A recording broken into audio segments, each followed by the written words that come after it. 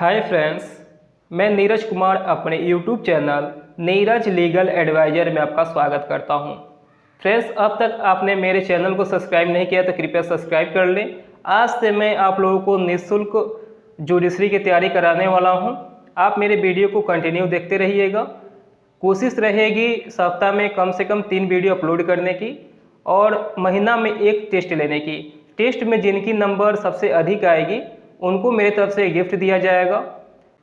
तो चलिए दोस्तों, आज का वीडियो शुरू करते हैं। फ्रेंड्स, जैसा कि आप देख पा रहे हैं, ये भारतीय संविदा अधिनियम 1872 है। इसको इंग्लिश में बोलते हैं द इंडियन कॉन्ट्रैक्ट एक्ट 1872। ये 1872 का, यहाँ पे आप देख पा रहे हैं, 1872 का अधिनियम संख्या 9 है, यानी इसको इंग्लिश में बोले तो एक्ट नंबर 9 ऑफ 1872। और यहाँ पे दोस्तों आपको एक दिखाई दे रहा है 25 अप्रैल 1872, यहाँ पे पोस्ट में लिखा हुआ है, आप देख पा रहे हैं यहाँ पे। तो ये जो 25 अप्रैल 1872 है, जितने भी एक्ट होंगे, अधिकतर एक्ट मतलब जितना जो एक्ट है उसमें यहाँ पे जो दाहिने साइड में ये जो पोस्ट में लिखा रहता है, कोई जो डेट यहाँ पे लिखा रहता है, डेट, मंथ और ईयर लिखा होता है, ये ईयर होता है उस एक्ट के पारित होने की। तो ये एक्ट जो पारित हुआ है 25 अप्रैल 1872 को पारित हुआ है। आप अब यहाँ पे आप देख पा रहे हैं 25 अप्रैल 1872 को पारित हुआ है। तो यहाँ पे तो आपको दो बात क्लियर हो गई। पहली बात कि ये जो कॉन्ट्रैक्ट एक्ट है वो 1872 का अधिनियम संख्या 9 है। और दूसरी, ये जो कॉन्ट्रैक्ट एक्ट जो पारित हुआ 25 अप्रैल 1872 को पारित हुआ। अब मैं इसमें एक जानने योग्य बात है, ये जो भारतीय संविदा अधिनियम है इसको 2 भागों में बांटा गया है, या आप मानिए बांटा जा सकता है। इसको आप एक प्रथम भाग और द्वितीय भाग में आप बांट सकते हैं। प्रथम भाग में अगर देखें तो धारा 1 से लेकर 75 तक है, और द्वितीय भाग में अगर देखें तो धारा 124 से लेकर 238 तक है। यानी अगर इसको हम प्रथम भाग को संविदा 1 बोलें और द्वितीय भाग को संविदा 2 बोलें तो इसमें कुछ गलत नहीं है। तो कॉन्ट्रैक्ट 1 में सेक्शन 1 से लेकर 75 तक, और कॉन्ट्रैक्ट 2 में सेक्शन 124 से लेकर 238 तक। तो इतनी सेक्शन है, इसको 2 भाग में बांटा जा सकता है। अब पहले भाग यानी कॉन्ट्रैक्ट 1 जो है उसको विधि सामान्य सिद्धांत बोल सकते हैं। पोस्ट में आप विधि सामान्य सिद्धांत लिख दीजिएगा, विधि का सामान्य सिद्धांत। और जो कॉन्ट्रैक्ट 2 है उसको आप लिख दीजिएगा, यानी 124 से लेकर 238 तक जो है उसको आप पोस्ट में लिख दीजिएगा, क्षतिपूर्ति की संविदा, प्रत्याभूति की संविदा, उपनिधान, गिरवी तथा अभिकरण की संविदा इत्यादि। इसको फिर पोस्ट बंद कर दीजिएगा।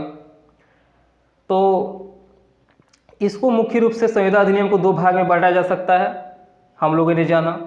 अब कॉन्ट्रैक्ट 1 और कॉन्ट्रैक्ट 2 2 भाग में बांट दिए। कॉन्ट्रैक्ट 1 में 1 से लेकर 75 तक सेक्शन आए, और कॉन्ट्रैक्ट 2 में 124 से 238 तक सेक्शन आ गए। तो अब बात यहाँ पे ये आती है कि जो सेक्शन जो थी 76 से लेकर 103 तक, 76 से लेकर 123 तक, ये हुआ क्या? तो ये जो था इसको क्या किया गया था, रिपील्ड कर दिया गया, यानी ये निरसित कर दिया गया।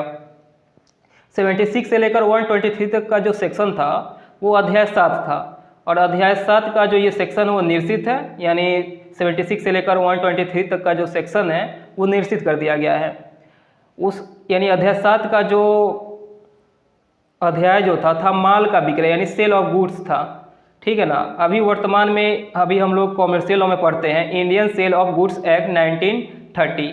तो ये कॉन्ट्रैक्ट का ही भाग हुआ करता था, जो अभी वर्तमान में एक नया एक्ट है जिसको बोलते हैं Indian sale of goods act. यानी जो 76 से लेकर 123 तक का जो सेक्शन था उसको यहाँ से हटा के एक नया एक्ट बना दिया गया, यानी एक Indian sale of goods act 1930 एक नया एक्ट बना दिया गया। बस ये इतना पे ही ख़त्म नहीं हुआ। एक चैप्टर 11 था, यानी अध्याय 11 था, उसमें भागीदारी के विषय में था अध्याय 11 में, उसको भी निश्चित कर दिया गया। यानी धारा 239 से लेकर 239 से लेकर 266 तक का जो सेक्शन था उसको निरसित कर दिया गया, यानी 239 से लेकर 266 तक जो सेक्शन निरसित किया गया उसको एक नया एक्ट बना दिया गया। यानी भागीदारी के विषय में जो अध्याय था 11 उसको उसका जो सेक्शन था 239 से लेकर 266 तक का यानी 266 तक का, उसको क्या किया गया, एक नया एक्ट बना के लाया गया, उसको नया एक्ट बनाया गया जिसका नाम अभी वर्तमान में है दी पार्टनरशिप एक्ट 1932 यानी दी पार्टनरशिप एक्ट 1932। तो ये दो एक्ट निकल के आए, यानी 76 से लेकर 123 तक जो सेक्शन रिपील्ड हुआ उससे जो एक एक्ट बना उसका नाम था Indian sale of goods act 1930, और एक और सेक्शन जो निरसित हुआ यानी 239 से लेकर 266 तक का जो सेक्शन रिपील्ड हुआ उससे एक नया एक्ट बना जिसका नाम था दी पार्टनरशिप एक्ट 1932। अब दोस्तों एक एंसन का एक छोटी सी बात है, यानी एंसन के द्वारा कही गई एक बात है जिसको आप लोग चाहें तो नोट कर सकते हैं। संविदा विधि के उद्देश्य के बारे में इन्होंने एक बताया है 2 लाइन में। तो यहाँ पे एक हेडिंग आप लोग लिख लीजिए, संविदा विधि का उद्देश्य। अब संविदा विधि का उद्देश्य जो है उसको डैश दीजिएगा, अब लिखिएगा एंसन के अनुसार, ANSON एंसन, ANSON एंसन, एंसन के अनुसार संविदा विधि की वह शाखा है जो उन परिस्थितियों को अवधारित करती है जिसमें कोई प्रतिज्ञा उस व्यक्ति पर विधिक रूप से आबद्ध होगी जिसने, कोष्ठ में प्रतिज्ञा लिख दीजिएगा, कोष्ठ बंद रहेगा, की है। अब इसको एक बार मिला लीजिए, जो आप लिखे हैं उसको एक बार मिला लीजिए।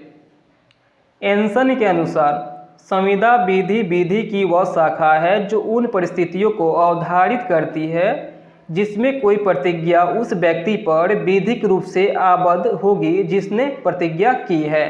प्रतिज्ञा जो है कोष्ठ में है। अब आगे बढ़ते हैं, यानी अब ये बेसिक हमारा कंप्लीट हो चुका है। अब हम लोग सेक्शन शुरू करेंगे। तो सेक्शन शुरू करने से पहले अभी मैं बता दूं कि अभी आप सामने देख पा रहे हैं ये बेयर एक्ट का PDF है जिसको मैंने खोला हुआ है। और अगर आपके पास बेयर एक्ट नहीं है तो आप इंटरनेट से PDF इसका डाउनलोड कर सकते हैं। अगर PDF से आपका काम नहीं चलता है तो आपको डिस्क्रिप्शन में आपको लिंक मिल जाएगा जहां से आप क्लिक करके आप देख सकते हैं, आप परचेज कर सकते हैं कॉन्ट्रैक्ट एक्ट या बेयर एक्ट। लेकिन अगर आप कॉन्ट्रैक्ट एक्ट का बेयर एक्ट परचेज नहीं करना चाहते तो आप नेट से डाउनलोड कर लेंगे। नेट से डाउनलोड कीजिएगा तो फ्री में आपको मिल जाना चाहिए। और अगर आपको ख़रीदने का मन हो तो उसका लिंक मैं डिस्क्रिप्शन बॉक्स में दे दिया हूँ, वहाँ से आप इसको परचेज कर सकते हैं। या आप अगर आपको ऑनलाइन सस्ता मिलता है तो ऑनलाइन ले लीजिए, अगर आपको ऑफलाइन सस्ता मिलता है तो आप लोग ऑफलाइन ले लीजिए। अगर आप बुक भी खरीदना चाहते हैं तो उसका भी मैं लिंक डिस्क्रिप्शन बॉक्स में दे दूँगा। लेकिन बात यहाँ पे ध्यान देने योग्य ये है कि अगर आप लोग ऑनलाइन बुक्स वगैरह परचेज करते हैं तो जो लेटेस्ट एडिशन होगा उसको आप लोग परचेज कीजिएगा।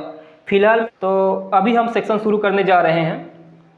आप यहाँ पे देखिए, यहाँ पे सबसे पहला जो सेक्शन है सेक्शन 1 है, यानी संक्षिप्त नाम। यहाँ पे 4 बात बताती है। सॉरी, इस सेक्शन को शुरू करने से पहले एक बात और बता दूँ, जो आपका जो सेक्शन 1 और 2 है यहाँ पे प्रारंभिक लिखा हुआ, देखिए आपका हेडिंग यहाँ पे जो है प्रारंभिक, यानी प्रारंभिक में सेक्शन 1 और सेक्शन 2 आते हैं। उसके बाद अध्याय 1 अध्याय 2 शुरू होता है 3 से। जो सेक्शन 3 है वहाँ से अध्याय शुरू होता है और ये प्रारंभिक है, यानी सेक्शन 1 और सेक्शन 2 ये प्रारंभिक में आता है। और सेक्शन 1 है, ये 4 बातें बताती हैं। यहाँ पे आप देख सकते हैं, आपको दिखा देता हूँ। यहाँ पे देखिए, यहाँ पे पहला में संक्षिप्त नाम है।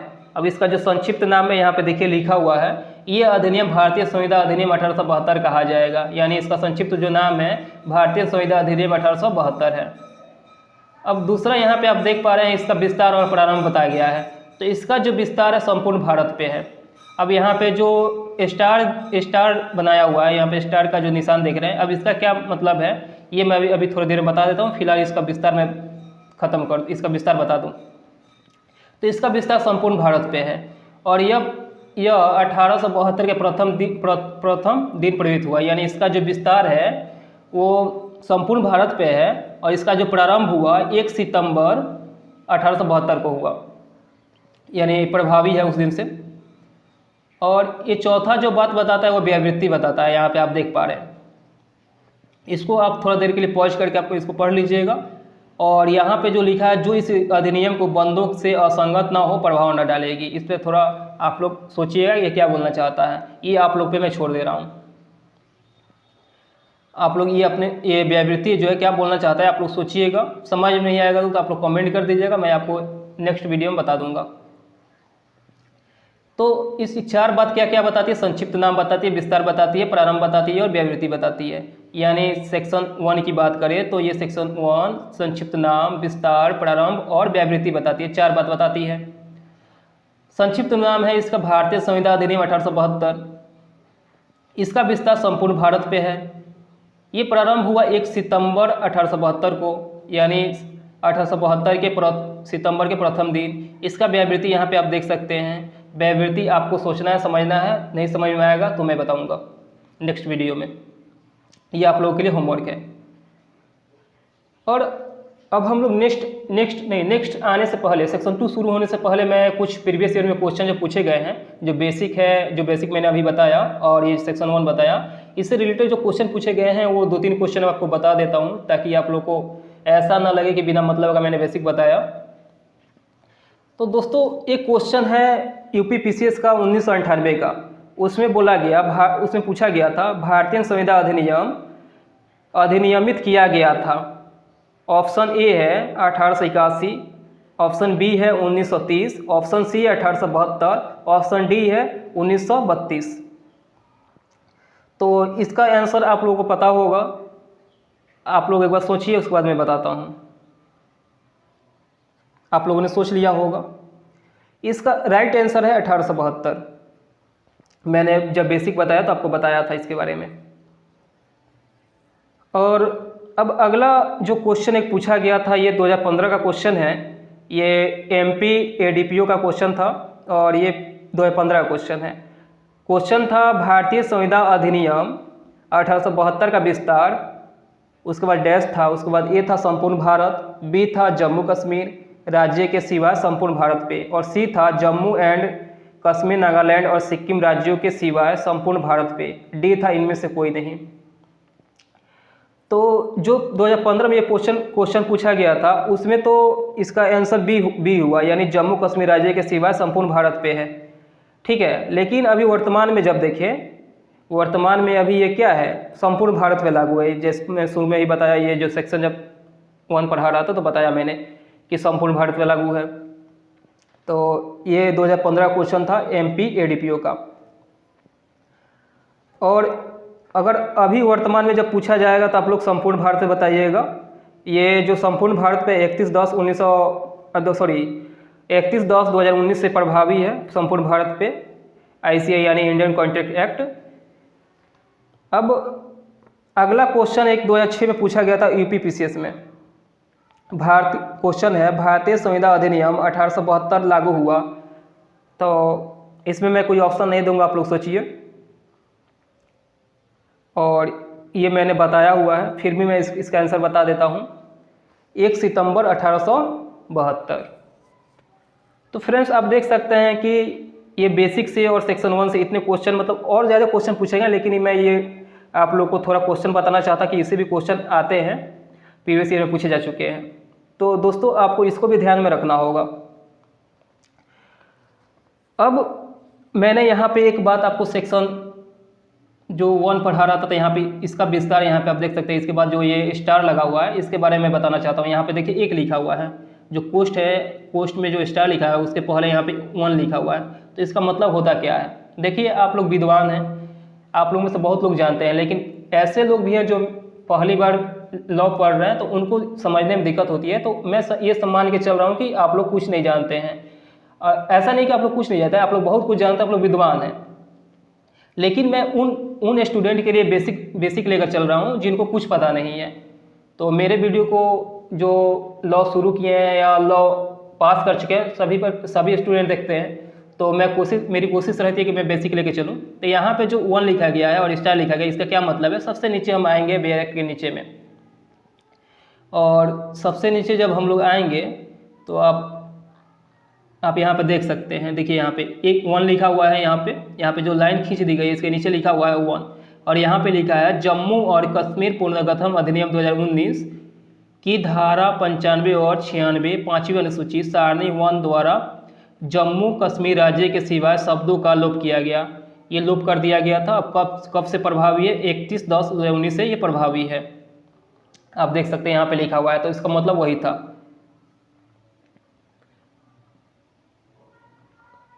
अब हम सेक्शन 2 देखते हैं। जब यहाँ पे सेक्शन 2 देखते हैं तो यहाँ पे है इंटरप्रिटेशन क्लॉज, यानी निर्वचन खंड। हिंदी में बोलते हैं निर्वचन खंड और इंग्लिश में बोलते हैं इंटरप्रिटेशन क्लॉज। तो इंटरप्रिटेशन क्लॉज जो है यहाँ पे सेक्शन 2 में दिया गया है। सबसे पहले मैं इंटरप्रिटेशन क्लॉज डीपली पढ़ाऊँ, यानी विस्तार से बताऊँ, उससे पहले आप लोग एक बार इसको पढ़ के देखिए। मैं ही एक बार पढ़ देता हूँ। ये सेक्शन है, यानी यहाँ पे जो 2 है सेक्शन है, और ये जो है ये क्लॉज है, यानी सेक्शन 2 का क्लॉज ए। ये जो ए है यहाँ पे देखिए क्या लिखा हुआ है ए में, जब कि एक व्यक्ति किसी बात को करने या करने से प्रवृत्त रहने की अपनी रजामंदी किसी अन्य को इस दृष्टि से संज्ञापित करता है कि ऐसे कार्य या प्रवृत्ति के प्रति उस अन्य की अनुमति अभिप्राप्त करे, तब वो प्रस्थापना करता है या कहा जाता है। तो सेक्शन 2 क्लॉज ए जब आप देखते हैं तो आप इसको थोड़ा अदर एक्ट से, अगर इसका जो लैंग्वेज अगर आप कंपेयर कीजिए तो ये लैंग्वेज थोड़ा टफ है। यानी अगर हम इसको आप लोगों के लिए इजी बना दूं तो सबसे पहले मैं इसका हिंदी और इंग्लिश लेकर चलता हूं। आप लोग कॉपी कलम निकालिए, वहाँ पे लिख लीजिए पहले, उसके बाद मैं इसको समझा देता हूँ। तो सेक्शन 2 क्लॉज ए जो है इसको हिंदी में बोलता है प्रस्थापना। आप यहाँ पे देख सकते हैं प्रस्थापना, यानी जो क है वो प्रस्थापना है, यानी इसको इंग्लिश में बोलते हैं प्रपोजल। कुछ लोग पहला जो यहाँ पे सेक्शन 2 जो है उसका जो क्लॉज ए है, यानी 2A जब देखें तो ये प्रस्थापना बोलता है हिंदी में। और इंग्लिश में आप अगर इसका मीनिंग देखें, यानी इंग्लिश में इसको बोलते हैं प्रपोजल। अगर आप नोट करना चाहें तो आपके हाथ में अगर कलम कॉपी है तो आप नोट कर लें। मैं यहाँ से सेक्शन 2 का क्लॉज जो ए से लेकर जे तक है इसको मैं हिंदी और इंग्लिश में लिखवा देता हूँ, ठीक है ना। तो सेक्शन 2A जो है वो है प्रपोजल। प्रपोजल का स्पेलिंग होगा PROPOSAL, प्रपोजल। फिर से बोलता हूँ PROPOSAL, प्रपोजल। इसको हिंदी बोलते हैं प्रस्थापना। और कोष्ठ में आप चाहें तो प्रस्ताव लिख सकते हैं, समझने के लिए बता रहा हूँ। आगे बताऊँगा कि प्रस्ताव क्यों मैं कोष्ठ में लिखवा रहा हूँ। अब जो सेक्शन 2B है, यानी सेक्शन 2 क्लॉज बी जो है वो है प्रॉमिस। प्रॉमिस जो है उसको हिंदी में बोलते हैं वचन। आप देख सकते हैं यहाँ पे लिखा हुआ भी है, किधर गया, यहाँ पे देखिए वचन लिखा हुआ भी है, दिख रहा है आपको। तो सेक्शन 2B जो है वचन का परिभाषा है। सेक्शन 2A में तो प्रपोजल का वही परिभाषा था, सेक्शन 2B में प्रॉमिस का परिभाषा है, यानी वचन का परिभाषा है। और वचन के बगल में आप पोस्ट में लिख दीजिएगा वादा। उसके बाद क्लॉज सी जो है वो बोलता है प्रोमिसर एंड प्रोमिसी। सॉरी आप लोगों को मैंने इसका वर्ड मीनिंग नहीं लिखवाया, वर्ड या इसका मैं वर्ड ये नहीं लिखवाया मैंने, प्रॉमिस का स्पेलिंग। तो प्रॉमिस का स्पेलिंग होगा PROMISE, प्रॉमिस, यानी वचन। इसको पोस्ट में वादा लिखिएगा। अब क्लॉज सी पे आते हैं, यानी 2C पे। 2C पे आते हैं तो 2C है प्रोमिसर एंड प्रोमिसी। आप इसको चाहें तो वचनदाता और वचनग्रहीता बोल सकते हैं। और अगला जो आता है 2D यानी सेक्शन 2 और क्लॉज डी, ये है कंसीडरेशन। तो कंसीडरेशन को बोलते हैं प्रतिफल। कंसीडरेशन का जो स्पेलिंग होगा CONSIDERATION, कंसीडरेशन यानी प्रतिफल। CONSIDERATION, कंसीडरेशन यानी प्रतिफल। अगला जो आता है क्लॉज ई में, वो है एग्रीमेंट। एग्रीमेंट का हिंदी होता है करार। एग्रीमेंट का स्पेलिंग है AGREEMENT, एग्रीमेंट यानी करार। अब जो क्लॉज एफ है वो है रेसिप्रोकल प्रॉमिस यानी व्यतिकारी वचन। व्यतिकारी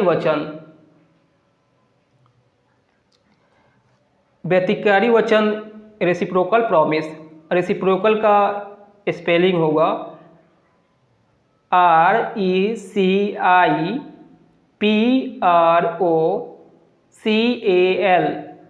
रेसिप्रोकल। प्रॉमिस का स्पेलिंग है PROMISE, रेसिप्रोकल प्रॉमिस। रेसिप्रोकल के बाद स्पेस रहेगा, उसके बाद प्रॉमिस होगा। अब क्लॉज जी जो है 2G, ये बोलता है वॉइड एग्रीमेंट, यानी इसको हिंदी में बोलते हैं शून्य करार। और वॉइड का स्पेलिंग है VOID, वॉइड। एग्रीमेंट का स्पेलिंग है AGREEMENT, एग्रीमेंट। इसको बोलते हैं शून्य करार। अब अगला जो आता है क्लॉज एच आता है, यानी सेक्शन 2H, यानी सेक्शन 2 क्लॉज एच। ये है कॉन्ट्रैक्ट यानी संविदा। कॉन्ट्रैक्ट का स्पेलिंग आप लोग जानते होंगे, आशा करता हूँ, फिर भी मैं बता देता हूँ। CONTRACT, contract. इसको हिंदी में बोलते हैं संविदा। अगला जो आता है वो आता है सेक्शन 2I यानी क्लॉज आई। आई में है वॉइडेबल कॉन्ट्रैक्ट। अब वॉइडेबल कॉन्ट्रैक्ट को बोलते हैं हिंदी में शून्यकरणीय संविदा। स्पेलिंग है वॉइडेबल कॉन्ट्रैक्ट का VOIDABLE, वॉइडेबल। कॉन्ट्रैक्ट का स्पेलिंग है CONTRACT, कॉन्ट्रैक्ट। अब जो अगला जो एंड लास्ट जो क्लॉज है वो है जे, यानी सेक्शन 2 क्लॉज जे। ये है वॉइड कॉन्ट्रैक्ट। और वॉइड कॉन्ट्रैक्ट जो है, वॉइड कॉन्ट्रैक्ट को हिंदी में बोलते हैं शून्य संविदा। और शून्य संविदा का इंग्लिश है वॉइड कॉन्ट्रैक्ट। स्पेलिंग होगा VOID, वॉइड। कॉन्ट्रैक्ट का स्पेलिंग आप लोग को मैंने बता दिया है, तो वॉइड कॉन्ट्रैक्ट शून्य संविदा। तो ये बेसिकली आप लोग जान गए कि सेक्शन 2 के क्लॉज ए में क्या दिया है, बी में क्या दिया है, सी में क्या दिया है। एक बार मैं रिपीट कर देता हूँ। तो सेक्शन 2A में प्रपोजल है, सेक्शन 2B में प्रॉमिस है, सेक्शन 2C में प्रॉमिसर एंड प्रॉमिसी है, सेक्शन 2D में कंसीडरेशन है, सेक्शन 2E में एग्रीमेंट है, सेक्शन 2F में रेसिप्रोकल प्रॉमिस है, सेक्शन 2H में वॉइड एग्रीमेंट है, सेक्शन 2G में वॉइड एग्रीमेंट है, सेक्शन 2H में कॉन्ट्रैक्ट है, सेक्शन 2I में वॉइडेबल कॉन्ट्रैक्ट है, सेक्शन 2J में वॉइड कॉन्ट्रैक्ट है। तो आप देख पा रहे हैं यहाँ पे मैंने बता दिया कि सेक्शन 2 में किसका परिभाषा, सेक्शन 2 में जो परिभाषाएं हैं उसको मैंने बता दिया। ये आप लोग को याद करने की दृष्टि से इजी हो जाएगा। और ऐसा क्वेश्चन पूछा जाता है, आप किसमें किसकी परिभाषा है, किसमें किसका परिभाषा दिया हुआ है, ऐसा क्वेश्चन विगत वर्षों में पूछा गया है। तो आप लोग इसको याद कर लीजिएगा। सेक्शन 2 जो है आप लोग ऐसे याद कर लीजिएगा। मानिए कोई पूछा सेक्शन 2C में किसकी परिभाषा है, तो आप लोग बता सकेंगे प्रॉमिसर एंड प्रॉमिसी की परिभाषा यानी वचनदाता और वचनग्रहीता की परिभाषा है। कोई पूछ दिया सेक्शन 2E में किसकी परिभाषा है, तो आप लोग बोल सकेंगे एग्रीमेंट की परिभाषा यानी करार की परिभाषा है। कोई पूछ दिया शून्य संविदा किस क्लॉज में है, तो आप बोल सकते हैं सेक्शन 2J वॉइड कॉन्ट्रैक्ट में, वॉइड कॉन्ट्रैक्ट बताता है। कोई पूछ दिया शून्यकरणीय संविदा किस में है, तो आप बोल सकते हैं सेक्शन 2I वॉइडेबल कॉन्ट्रैक्ट है यानी शून्यकरणीय संविदा है।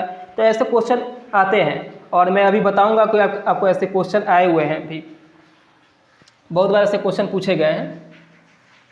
अब ये आप लोग अभी ये जो कॉन्ट्रैक्ट एक्ट का जो एपिसोड है, ये एपिसोड फर्स्ट है। नेक्स्ट वीडियो जो आएगा वो कॉन्ट्रैक्ट का एपिसोड सेकेंड आएगा। तो अभी आपको कुछ क्वेश्चन जो पूछे गए हैं कॉन्ट्रैक्ट एक्ट से, वो मैं अभी आपको पहले इसको समझा दूँ। कॉन्ट्रैक्ट एक्ट जो है आप उसको पहले समझ लीजिए बोलता क्या है। अब देखिए, सबसे पहले कॉन्ट्रैक्ट सेक्शन 2 पे आते हैं। अब कॉन्ट्रैक्ट एक्ट का जो सेक्शन 2 है, सेक्शन 2 यहाँ पे जो निर्वचन खंड है और परिभाषा ए में जो है आप लोगों को बताया मैंने, प्रपोजल यानी प्रस्तावना, इसको प्रस्ताव भी बोल सकते हैं। अब यहाँ पे बात क्या हो रही है, यहाँ पे देखिए, किसी बात को करने या करने से परिवर्त रहने की अपनी रजामंदी क्या करता है, संज्ञापित करता है। इस दृष्टि से संज्ञापित करता है कि ऐसे कार्य या प्रवृत्ति के प्रति उस अन्य की अनुमति क्या करे, अभिप्राप्त करे, तब वो प्रस्तावना करता है। आप लोग प्रपोजल का नाम बहुत बार सुने होंगे। अब देखिए, साधारण शब्द में कैसे क्या बोल सकते हैं प्रपोजल को, मैं आसान शब्दों में बता रहा हूँ। एक व्यक्ति दूसरे व्यक्ति से संविदा करने की इच्छा व्यक्त करता है तो उसको क्या बोला जाता है, उसको बोला जाता है उसने प्रपोजल किया। जैसे मैं आपको किसी कलम के लिए, मेरे हाथ में मानिए कोई कलम है, उसको मैं आपसे बोलता हूँ आप 10 रुपये में खरीदिएगा, तो ये क्या हुआ, मेरा एक प्रस्ताव हुआ, यानी ये मेरा प्रस्थापना हुआ, यानी ये मेरा एक प्रपोजल हुआ। इसी को आप यहाँ पे सेक्शन 2A में आप पढ़ सकते हैं। अब देखिए बात वही निकल के आएगी। अगर आप नोट करना चाहें तो एक मैं उदाहरण के लिए एक नोट करा देता हूँ आप लोगों को। सेक्शन 2A पे एक उदाहरण एक नोट करवा देता हूँ, आप लोग नोट कर लीजिए इसको। मैं स्लो बोलूँगा, आप लोग नोट कर लीजिएगा। ए ने वाई को उसकी सहमति अभिप्राप्त करने के उद्देश्य से अपनी मोबाइल का 5,000 रुपये में विक्रय करने के लिए वाई के पास एक ईमेल किया जिसमें उसने लिखा मैं अपना मोबाइल 5,000 रुपये में विक्रय करने के लिए राजी हूँ। ए द्वारा वाई को यह ईमेल किया जाना प्रस्तावना है। यानी यहाँ पे जो मैंने प्रस्ताव बोला उसको आप पोस्ट में प्रस्तावना लिख दीजिएगा। ये अपने भाषा मैंने आपको बताया। और ईमेल किया जाना वो क्या है, कार्य है। अब देखिए, प्रस्तावना जो होता है यानी प्रस्ताव होता है, उसके आवश्यक तत्व क्या हैं, यानी जो प्रस्तावना होगी उसके आवश्यक तत्व कुछ होंगे ना, तो उसके आवश्यक तत्व क्या हैं। तो सबसे पहले इसके आवश्यक तत्व हैं वो व्यक्ति होना चाहिए। और यानी प्रस्तावना का जो आवश्यक तत्व है उसमें पहला लिखिएगा। आप ऐसे कीजिए, एक हेडिंग बनाइए प्रस्तावना के आवश्यक तत्व। अब वहाँ पे लिखिए फर्स्ट में प्रस्तावना के आवश्यक तत्वों के बाद आप डैश दे दीजिएगा। उसके बाद लिखिएगा 1 नंबर, उसमें लिखिएगा पहला व्यक्ति हो, फिर कॉमा, फिर सेकेंड नंबर लिखिएगा प्रस्ताव का कोई उद्देश्य हो, फिर थर्ड नंबर लिखिएगा प्रस्ताव की संसूचना हो। पोस्ट में आप लिख सकते हैं प्रत्येक प्रस्ताव का संसूचित किया जाना आवश्यक है। और चौथा आप लिखिएगा प्रस्ताव निश्चित होना चाहिए। पांचवा आप लिखिएगा विधिक संबंध उत्पन्न करने का उद्देश्य। तो ये मुख्य रूप से 5 आवश्यक तत्व निकल के आते हैं प्रस्तावना के, यानी प्रस्ताव के, यानी प्रपोजल के। एक बार फिर से मैं रिपीट कर देता हूँ, और जिनका छूट जाएगा वो फिर से बैक करके अपना फिर से वीडियो देख लेंगे।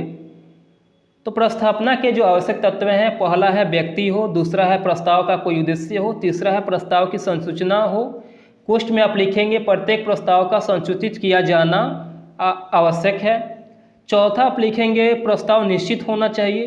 पांचवा लिखेंगे विधिक संबंध उत्पन्न करने का उद्देश्य हो। अब हम जब सेक्शन 2A जब समझ गए, अब आते हैं हम सेक्शन 2B पे, यानी सेक्शन 2 का भी क्लॉज B पे। तो आप लोग वीडियो देखिएगा, समझ में आएगा तो आप कमेंट जरूर कीजिएगा, फिर उस पर मैं एक और विस्तारित वीडियो बना दूंगा। फिलहाल आप लोग मेरे पढ़ाने के बाद यानी वीडियो देखने के बाद एक बार आप लोग बेरेक्ट का रीडिंग कर लेंगे। रीडिंग करने के बाद आपको मेरा दावा है कि आप 99% समझ जाएंगे। अब जो हम सेक्शन 2B पढ़ेंगे, यहाँ पे आप देख सकते हैं स्क्रीन पे, ये सेक्शन B क्या बोलता है। जबकि वह व्यक्ति जिससे प्रस्तावना की जाती है उसके प्रति अपनी अनुमति संज्ञापित करता है, तब वह प्रस्तावना प्रतिगृहीत हुई कही जाती है। प्रस्तावना प्रतिगृहीत हो जाने पर वचन हो जाती है। अब क्या होता है, प्रस्तावना जब प्रतिगृहीत हो जाती है तो वही वचन हो जाती है, ये बता रहा है सेक्शन 2B। ठीक है, यानी आप ऐसे कह सकते हैं प्रस्तावना प्लस स्वीकृति इक्वल टू वचन हो जाता है, आप ये बोल सकते हैं। अब अगला जो है वो है सेक्शन 2C, यानी प्रस्तावना करने वाला व्यक्ति वचनदाता कहलाता है और वह प्रस्तावना प्रतिगृहीत करने वाला व्यक्ति वचन ग्रहीता कहलाता है। ये तो बिल्कुल स्पष्ट है, ये बिल्कुल स्पष्ट है। आप एक बार पढ़िए, नहीं समझ में आता है तो बताता हूँ।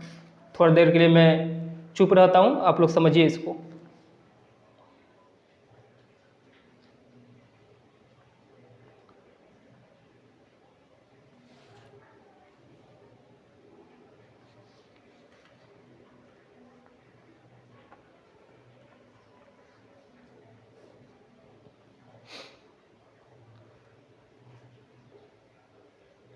देखिए, आप लोग पढ़ लिए होंगे, अब बताता हूँ मैं। 2G जो है बोलता है क्या है, जो प्रस्तावना करता है यानी प्रस्ताव जो करता है वो क्या होता है, वचनदाता होता है।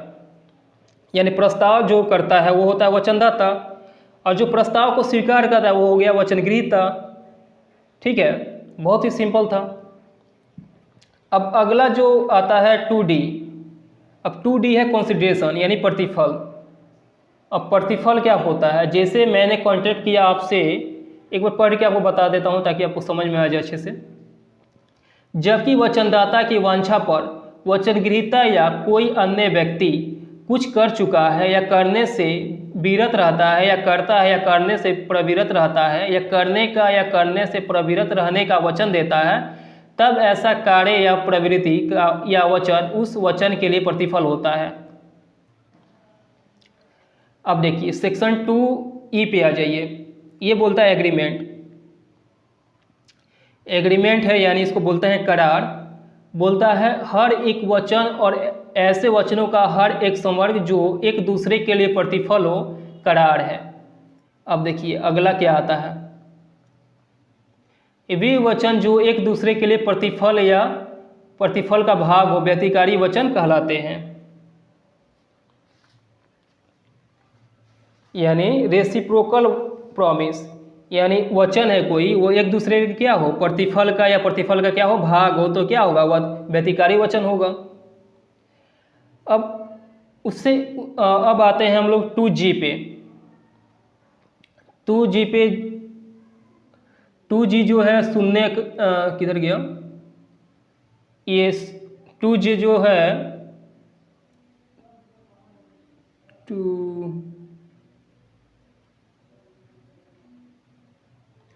2G जो है वो शून्य करार है यानी वॉइड कॉन्ट्रैक्ट है। आप देख सकते हैं यहाँ पे, वह करार जो विधितः परिवर्तनीय न हो वह क्या है, शून्य करार है। जो विधि के द्वारा परिवर्तनीय नहीं हो वो क्या होगा, शून्य करार होगा। तो ये 2G बताया। और 2H क्या बताता है, 2H बताता है कॉन्ट्रैक्ट। तो अब कॉन्ट्रैक्ट क्या होता है, वह करार जो विधितः परिवर्तनीय हो संविदा है, यानी कॉन्ट्रैक्ट है। जो विधितः परिवर्तनीय होगा जो करार वो क्या होगा, संविदा होगा। और जो करार विधितः परिवर्तनीय नहीं होगा, शून्य होगा। शून्य होगा तो 2G बता रहा है उसको, और अगर करार अगर विधि द्वारा परिवर्तनीय है तो 2H में वो संविदा बन जा रहा है। 2H में संविदा बन गया। अब 2I जो है, 2I यहाँ पे आप देख पा रहे हैं, ये है वॉइडेबल कॉन्ट्रैक्ट, यानी यह शून्यकरणीय संविदा है। वह करार जो उसके पक्षकारों में से एक या अधिक के विकल्प पर तो विधि द्वारा परिवर्तनीय हो, किंतु अन्य पक्षकार या पक्षकारों के विकल्प पर नहीं, शून्यकरणीय संविदा है। बोल रहा है, इसमें क्या बोल रहा है, वह करार जो पक्षकारों में से एक या अधिक के विकल्प पर क्या हो, विधि द्वारा परिवर्तनीय हो, किंतु अन्य पक्षकार या पक्षकारों के विकल्प के परिवर्तनीय नहीं हो, तो वैसा जो संविदा होगा वो शून्यकरणीय संविदा, वैसा अगर करार है तो वो शून्यकरणीय संविदा होगा। और लास्ट जो है 2J है, लास्ट सेक्शन 2 क्लॉज J, वो ये बताता है शून्य संविदा यानी वॉइड कॉन्ट्रैक्ट। बोलता है जो संविदा विधितः परिवर्तनीय नहीं रह जाती तब वो शून्य हो जाती है जब वो परिवर्तनीय नहीं रह जाती। सिंपल है, आप लोग इसको एक बार समझिएगा, नहीं समझ में आएगा तो फिर आप लोग कमेंट कीजिएगा, तो मैं इस पर एक सेपरेट फिर से वीडियो बना दूंगा। अब हम जब सेक्शन 2 पढ़ चुके हैं, यानी सेक्शन 2 जो इंटरप्रिटेशन क्लॉज हम पढ़ चुके हैं, तो कुछ बातें सामने आती है। अब क्या बात सामने आती है, पहला तो बात सामने आती है कि जो संविदा का जो आवश्यक तत्व है वो आवश्यक तत्व 2 है। पहला करार, दूसरा क्या है, करार विधि द्वारा परिवर्तनीय हो। ये दो तत्व आती है कॉन्ट्रैक्ट की। तो जो कॉन्ट्रैक्ट का जो 2 तत्व है, पहला है करार और दूसरा है करार विधि द्वारा परिवर्तनीय। आप इसको नोट कर लीजिएगा, विगत वर्ष में पूछा भी गया है।